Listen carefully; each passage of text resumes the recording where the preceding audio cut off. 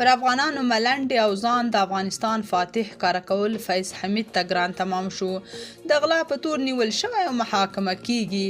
جزئیات هم دلته وګورئ او چینل هم سبسکرایب کړئ. فیض حمید چې ځان د افغانستان فاتح باله د جمهوریت د سقوط په وخت کې کابل کې د چایو پیاله او معناداره خندا کړې او د پاکستان د لوی درستیزۍ چوکۍ ته کاندید و. دا خوب یې تش خوب پاتې شو. همدارنګه په کور هم کېنول شو. د ایکسپریس ټریبیون ورځپاڼې د راپور له مخې د دغه هیواد د استخباراتو پخوانی رئیس جنرال فیض حمید د فساد په خاطر محاکمه کیږي.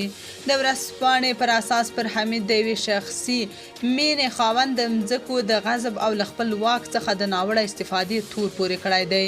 ټاکل شوې ده چې له حمید څخه یو ځانګړی ټیم چې ستره محکمه او دفاع وزارت به پکې دخیل وي پوښتنې او ګروېږنې وکړي.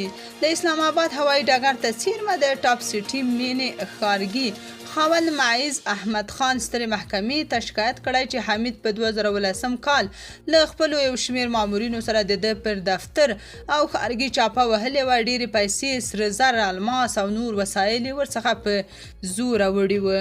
معیز احمد خان ویلي چې هماغه مهال فیض او ورور یې ورسره تماس ونیو او ډاډ یې ورکړ چې پیسې او نور قیمتي شیان به یې بیرته ور وسپاري، خو تر پایه یې ورنه کړل. معیز احمد خان زیاته کړې چې فیض حمید ترې غوښتنه کوله چې خپل ښارګوټی دی د په نوم کړي، خو نوموړي ورسره ونه منله نو هغه یې زنداني کړه او د ترهګرۍ دوسیه یې ورته جوړه کړې.